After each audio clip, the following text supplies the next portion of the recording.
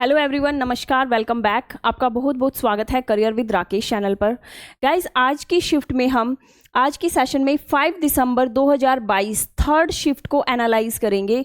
5 दिसंबर की जो third shift है उसके सारे क्वेश्चंस को एक बार देख लेते हैं और उनको अच्छे से एनालिसिस करेंगे। ठीक है, तो देख लेते हैं आज के सेशन का फर्स्ट क्वेश्चन। फर्स्ट क्वेश्चन है, select the sentence with the appropriate use of preposition. देखिए, सेंटेंस में बोला गया है कि एप्रोप्रिएट प्रेपोजिशन का यूज बताना है कि कौन सा प्रेपोजिशन एप्रोप्रिएट है। They rise with the morning lark and labour till almost dark. They rise with the morning lark and labour utmost almost dark, यानी कि टिल एक प्रेपोजिशन है, सेकंड में अटमोस्ट, थर्ड में बाय एंड फोर्थ में है still. तो इनमें से एप्रोप्रिएट प्रेपोजिशन बताना है सेंटेंस के अकॉर्डिंग। सेंटेंस में कहा गया है कि वो राइज होते हैं मॉर्निंग लार्क के साथ and labour till almost dark, और वो अंधेरे तक लेबर करते हैं यानी कि मेहनत करते हैं। ठीक है, तो ऑलमोस्ट डार्क एक पॉइंट ऑफ टाइम की बात की गई है। जब पॉइंट ऑफ टाइम की बात होती है तो उसके लिए हम प्रेपोजिशन टिल का यूज करते हैं कि अंधेरे तक वो लेबर करते हैं। ठीक है, ये बोला गया है, जो हार्ड वर्किंग पीपल है उनके लिए ये लाइन लिखी गई है कि वो अंधेरे तक कार्य करते हैं। तो फर्स्ट ऑप्शन इसका बिल्कुल राइट हो जाएगा। नेक्स्ट क्वेश्चन है, he was, select the most appropriate idiom. Most appropriate idiom select करना है इस सेंटेंस के लिए। He was sacked from his job because of a grave error on his part. Grave error, इसके लिए अप्रोप्रिएट ऑप्शन बताना है कौन सा होगा। देखिए, रेनिंग कैट्स एंड डॉग्स का मतलब होता है हैविली रेनिंग। ठीक है, हैविली रेनिंग यानी कि जो ज़्यादा बारिश होती है, डाउनपोर के लिए यूज़ किया जाता है, हैविली रेनिंग के लिए यूज़ किया जाता है cats and dogs. Minding one's P's and Q's होता है practice of good manner. Good manner सिखाने की जो कला होती है उसके लिए यूज़ किया जाता है। Picking holes in one's coat. Picking holes in one's coat होता है किसी को क्रिटिसाइज करना किसी छोटे फॉल्ट के लिए। ठीक है, आलोचना करना किसी की, उसमें छोटे छोटे फॉल्ट ढूंढकर। फोर्थ ऑप्शन है हिमालयन ब्लंडर। हिमालयन ब्लंडर का भी मतलब होता है बहुत बड़ी गलती। ठीक है, too much blunder.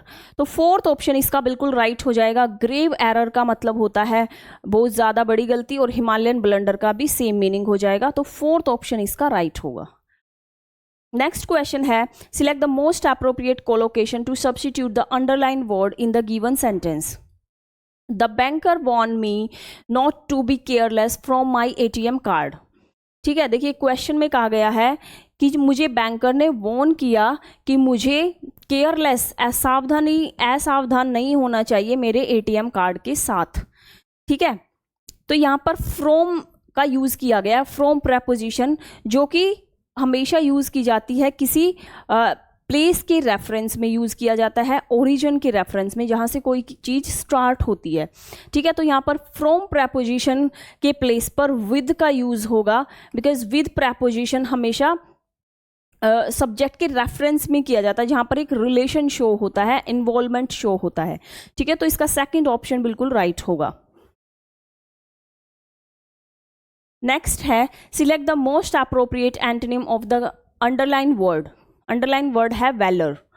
Beowulf was praised for his valour displayed in the battlefield. कि जो बेवुल्फ है, कोई सब्जेक्ट है, उसको प्रेज किया गया था उसकी ब्रेवरी के लिए। वैलर का मीन्स होता है ब्रेवरी, वीरता, साहस। ठीक है, उसकी ब्रेवरी के लिए उसको प्रेज किया गया, जैसा कि बैटलफील्ड में उसको दिखाया गया। ठीक है, तो वैलर का एप्रोप्रिएट एंटोनिम बताना है। वैलर का मतलब होता है ब्रेवरी। ठीक है, तो यहाँ पर इसका जो एंटोनिम हो जाएगा वो हो जाएगा कावर्डाइस। कावर्डाइस का मतलब होता है कायरता।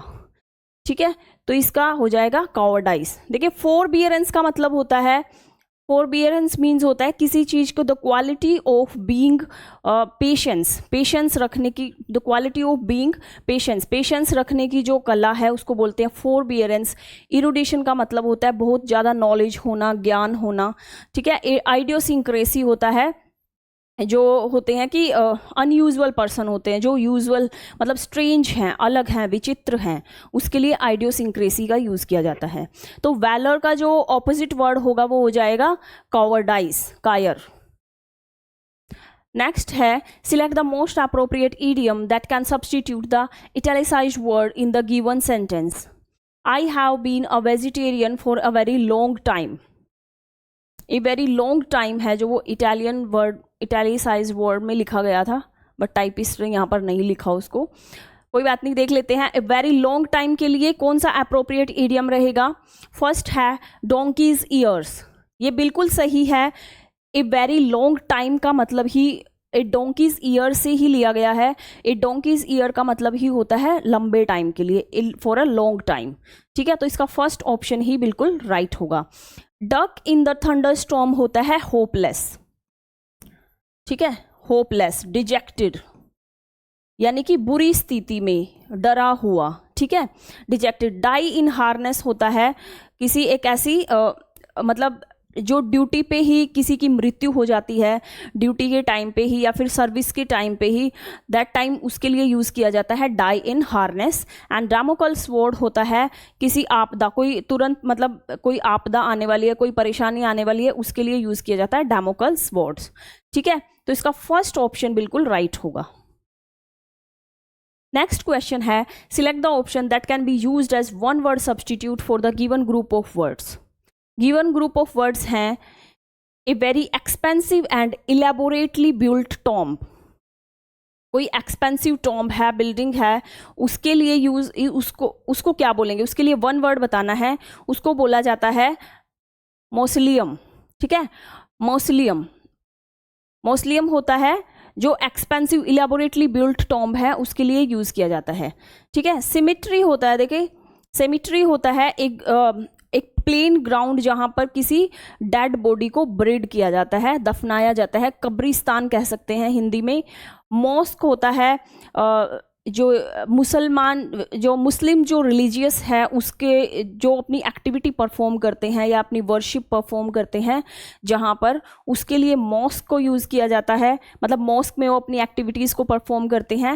एंड मास्टरपीस होता है किसी अच्छी आर्टिस्ट्री के लिए यूज़ किया जाता है, मतलब एक्सट्रीम आर्टिस्ट्री, जो बहुत अच्छी आर्टिस्ट्री होती है उसके लिए मास्टरपीस को यूज़ करते हैं।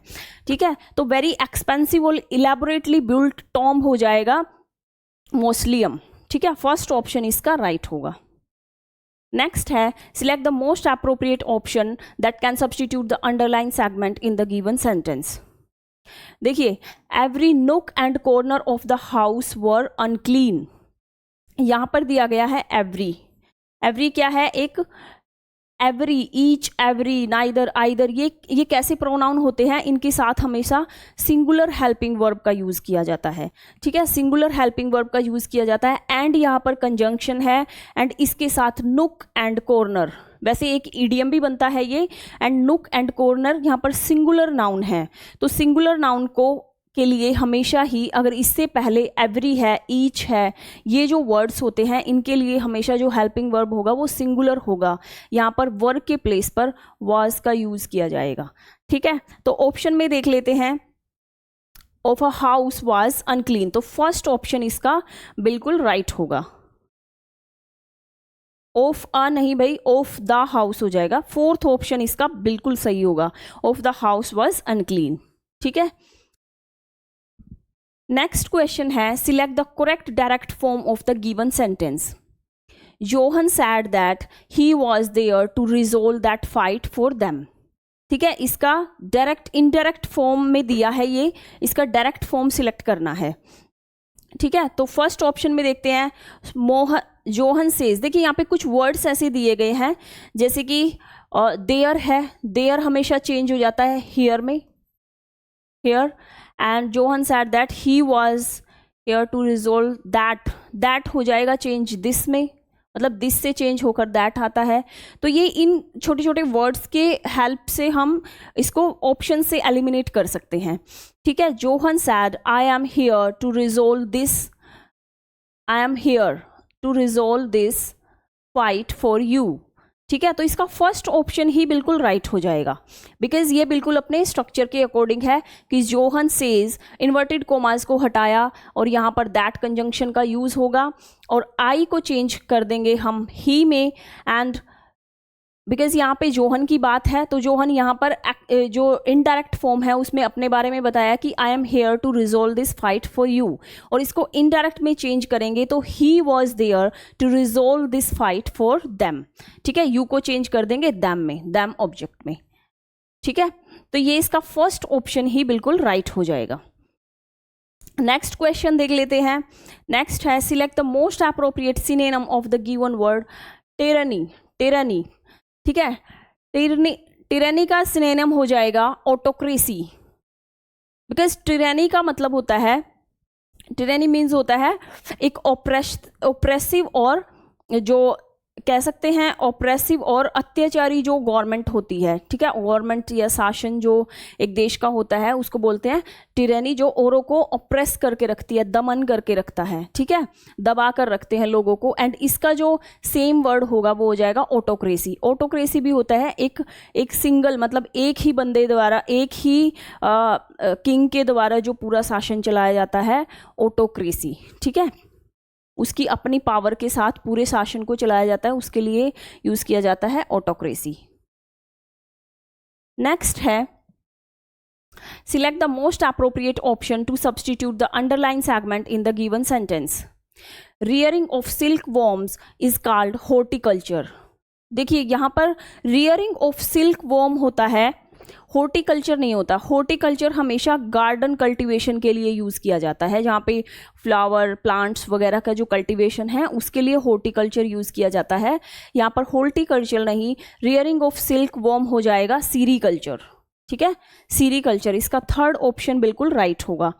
देखिए पीसी कल्चर होता है रियरिंग ऑफ फिशेज, फिश से रिलेटेड, मछलियों का जो पालन होता है उससे रिलेटेड होता है पीसी कल्चर।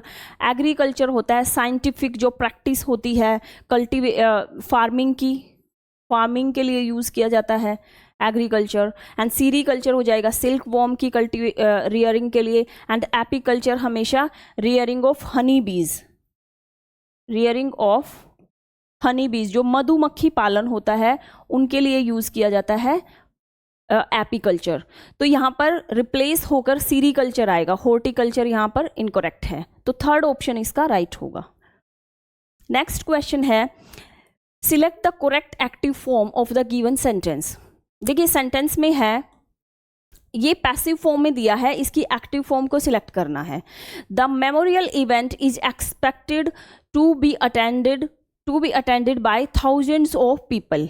ठीक है, तो इसका एक्टिव फॉर्म सिलेक्ट करना है। देखिए यहाँ पर हम थोड़ा सा इसको आइडेंटिफाई कर लेते हैं इनकी हेल्पिंग वर्ब के साथ। ठीक है, तो यहाँ पर इज है, एक्सपेक्टेड है, बी है, तो यहाँ पर is am are helping verb plus be plus verb की थर्ड फॉर्म का यूज होता है। तो वो किससे चेंज होके आता है एक्टिव वॉइस में, वो होके आता है is am are plus verb की थर्ड फॉर्म से। ठीक है, तो इतना देख लेते हैं कहाँ पर होगा, कौन से ऑप्शन में होगा। थाउजेंड ऑफ पीपल वॉज, देखिए इज है तो वाज नहीं, बिकॉज ये पास्ट में चला जाता है तो ये इनकरेक्ट हो जाएगा। Thousand of people are expected to, attending नहीं, वर्ब की थर्ड फॉर्म यूज करनी है, तो सेकंड ऑप्शन भी इनकरेक्ट है। थाउजेंड ऑफ पीपल हैड का यूज नहीं होगा भाई, यहाँ पे इज एम आर का यूज होना है, तो अपना फोर्थ ऑप्शन राइट हो जाएगा, because thousand of people are, यहाँ पे पीपल क्या है, प्लूरल वर्ब नाउन है, तो उसके लिए जो हेल्पिंग वर्ब है वो प्लूरल यूज होगा आर। एक्सपेक्टेड वर्ब की थर्ड फॉर्म है to attend the memorial event. ठीक है, to attend the memorial event. देखिए यहां पर थोड़ा सा मिस्टेक हुआ, वर्ब की फर्स्ट फॉर्म आएगा भाई। ठीक है, प्लस वर्ब की फर्स्ट फॉर्म। ठीक है, तो यहां पर फोर्थ ऑप्शन इसका बिल्कुल राइट हो जाएगा। नेक्स्ट क्वेश्चन है select the incorrectly spelled word in the following sentence. Tyranny must be dead to attain harmony, tranquillity and serenity. इसमें से जो इनकरेक्ट स्पेलिंग है उसको चूज करना है। देखिए ट्रैंक्विलिटी का मतलब होता है शांत, मतलब शांति, ठीक है। एंड टिरेनी वही होता है ऑप्रेसिव जो गवर्नमेंट होती है, ऑप्रेसिव गवर्नमेंट के लिए यूज किया जाता है टिरेनी, अत्याचारी गवर्नमेंट के लिए। तो इसकी स्पेलिंग यहाँ पर इनकरेक्ट है, इसकी राइट स्पेलिंग हो जाएगी, इसकी राइट स्पेलिंग यहाँ पर हो जाएगी, एक सेकेंड, TYRANNY, ठीक है। टिरेनी इसका राइट जो स्पेलिंग होगा ये हो जाएगा। यहाँ पर इसमें सिंगल एन दिया है, डबल एन आएगा, यही इसमें मिस्टेक है। नेक्स्ट क्वेश्चन है इनकरेक्टली स्पेल्ड वर्ड बताना है इसमें। मोमेंट, कैचअप की स्पेलिंग इनकरेक्ट है। कैचअप की राइट स्पेलिंग होती है KETCHUP, ठीक है। कैचअप वही सॉस के लिए जो यूज किया था, ठीक समय टोमेटो चटनी जो होती है उसके लिए यूज किया जाता है। प्रीसाइज और फ्लैशी की स्पेलिंग बिल्कुल सही है। नेक्स्ट क्वेश्चन है select the most appropriate phrasal verb to fill in the blank. Phrasal verb बतानी है, अप्रोप्रिएट क्या रहेगी। The company's profits were low and they were forced to dash staff. कि जो कंपनी है उसका जो प्रॉफिट है बहुत कम हो गया और उन्होंने फोर्स किया स्टाफ को लिस्प ऑफ करने के लिए, ले ऑफ, ले ऑन एंड लाई ऑन। देखिए लिस्प ऑफ का मतलब होता है तुतला कर बोलना, लड़खड़ाना, जो मतलब द वे ऑफ स्पीकिंग है उसमें फ्लैक्टरिंग होना, ठीक है, फॉल्टरिंग होना, एंड वो होता है लिस्प ऑफ। ले ऑफ होता है to discharge the labour for, जो आपकी इकोनॉमिक कंडीशन कम है या फिर आपके पास वर्क की कमी है, आपके पास काम कम है, उस टाइम पे जब लेबर को डिस्चार्ज कर देते हैं काम से, उसके लिए ले ऑफ यूज़ किया जाता है। और जो हमारे सेंटेंस की सेंस है उसमें भी कुछ ऐसा ही कहा गया है कि जो कंपनी का प्रॉफिट है वो लो हो गया था, इसलिए उनको फोर्स किया गया कि वो ले ऑफ कर जाएं, ठीक है, वो यहाँ से मतलब डिस्चार्ज हो जाएं। ले ऑफ स्टाफ मतलब स्टाफ को डिस्चार्ज करना, मतलब उनको बर्खास्त करना उनके काम से। नेक्स्ट क्वेश्चन है the following sentence has been divided into parts, one of them contain an error. देखिए एरर वाला सेगमेंट बताना है। After seeing that Shreya was in trouble, Rahul quietly stepped up to help, ठीक है। आफ्टर, देखिए प्रेपोजिशन है, after seeing that Shreya was in trouble, कि श्रेया है जो वो ट्रबल में थी, कठिनाई में थी। राहुल ने क्वाइटली स्टेप्ड अप किया, उसके लिए मतलब उसके लिए कम फॉरवर्ड, मतलब आगे आना, किसी की हेल्प करने के लिए, स्टेप्ड अप टू हेल्प। देखिए इस क्वेश्चन में नो एरर रहेगा बिकॉज ये पूरा क्वेश्चन है जो पास्ट में कहा गया है, यहाँ पर वॉज भी पास्ट को शो करता है, यहाँ पे स्टेप्ड भी, एंड एवरीथिंग उसकी स्ट्रक्चर के अकॉर्डिंग है। उसका सब्जेक्ट, उसका वर्ब, मेन वर्ब क्या है, ऑब्जेक्ट बिल्कुल सही स्थान पर है, तो इसका नो एरर इसका राइट ऑप्शन रहेगा।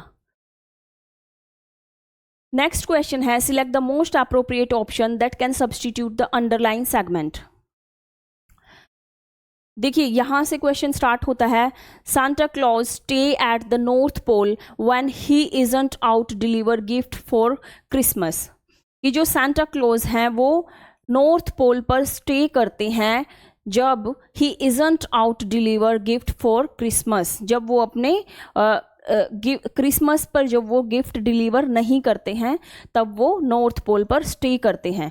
तो यहाँ पर एक एक्शन की बात की गई है कि वो जब गिफ्ट नहीं करते हैं डिलीवर तब वो नॉर्थ पोल पर स्टे करते हैं। तो यहाँ पर आउट डिलीवर नहीं, आउट डिलीवरिंग, कॉन्टिन्यूअस टेंस का यूज होगा बिकॉज यहाँ पर एक्शन में कोई बात हो रही है, प्रोग्रेस हो रहा है, ठीक है, कि कोई एक्शन होगा, मतलब हो रहा है, कोई चीज़ कॉन्टिन्यू में है, तो इसके लिए डिलीवरिंग का यूज होगा, ठीक है, डिलीवरिंग का यूज होगा यहाँ पर, आउट डिलीवरिंग, कि जब वो गिफ्ट्स डिलीवर कर रहे होते हैं तब वो नहीं कर रहे होते, तब वो नॉर्थ पोल पर स्टे करते हैं। नेक्स्ट है select the most appropriate antonym of the given word guilty. देखिए गिल्टी होता है कोई भी मतलब कोई भी रोंग डूइंग करना, कोई भी गलत काम करना, किसी अपराध के लिए गिल्टी महसूस करना, मतलब गिल्ट में है वो, फॉल्टी है, ठीक है।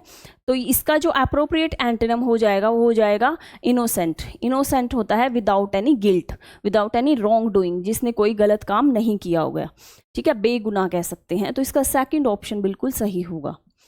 नेक्स्ट है select the option that is similar in meaning to the underline word. Underline word है भाई सुपरफिशियल। देखिए, the president's concern for the homeless people was superficial and ended as soon as the media left the event. कि जो president ने concern किया है homeless people के लिए वो सुपरफिशियल है, यानी कि वो ऑब्वियस है, जितना कि ज़रूरी होता है आवश्यकता के अनुसार है, ज़्यादा डेप्थ में नहीं है, विस्तृत नहीं है, जितना चाहिए उतना ही है। मतलब सुपरफिशियल का मतलब होता है बिल्कुल ऑब्वियस, आवश्यकता के अकॉर्डिंग, ठीक है। तो इसका सिमिलर वर्ड हो जाएगा शैलो। शैलो का मतलब भी होता है ए लिटिल डेप्थ, मतलब पूरा डीपली नहीं, कंप्लीटली नहीं, थोड़े से डेप्थ के लिए, यानी कि जितना आवश्यक है बस उतना, ऑब्वियस सा। तो इसका फर्स्ट ऑप्शन बिल्कुल राइट हो जाएगा, ठीक है। देखिए, डेरोगेटरी का मतलब होता है किसी को अपमानजनक तरीके से किसी के साथ व्यवहार करना, ठीक है। डिसरिस्पेक्टफुल, डिसरिस्पेक्टफुल मैनर में जो बिहेवियर होता है उसके लिए डेरोगेटरी यूज होता है। एंड रिगार्डलेस का मतलब होता है विदाउट एनी रिगार्ड, जब कोई संबंध नहीं है, हीडलेस, ठीक है। इनसब्सटेंशियल मतलब होता है फिजिकली नॉट एग्जिस्ट, एग्जिस्ट नहीं है, फिजिकली इन एग्जिस्टेंस, ठीक है। तो इसका ऑप्शन फर्स्ट बिल्कुल सही होगा, सुपरफिशियल का शैलो, ठीक है। नेक्स्ट है select the option that can be used as one word substitute for the given group of words. देखिए, वन वर्ड सब्सटीट्यूट बताना है। A place where coins and medals are made, जहां पर coins और medals बनाए जाते हैं उस प्लेस को बोला जाता है मिंट, ठीक है, उस प्लेस को बोला जाता है मिंट। सेकंड ऑप्शन इसका राइट होगा। नेक्स्ट है select the correct passive voice form for the given sentence. Passive voice form है माई ब्रदर लाइक्स फुटबॉल, ये एक्टिव वॉइस में दिया है, इसका पैसिव वॉइस बताना है, ठीक है, कि मेरा भाई फुटबॉल लाइक करता है।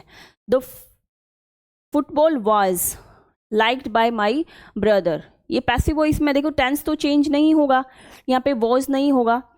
Football is like bye my brother, तो फुटबॉल इज वॉज नहीं, यहाँ पर जो ये प्रेजेंट में दिया गया है, ठीक है, ये प्रेजेंट में दिया गया है। माई ब्रदर लाइक्स फुटबॉल, तो फुटबॉल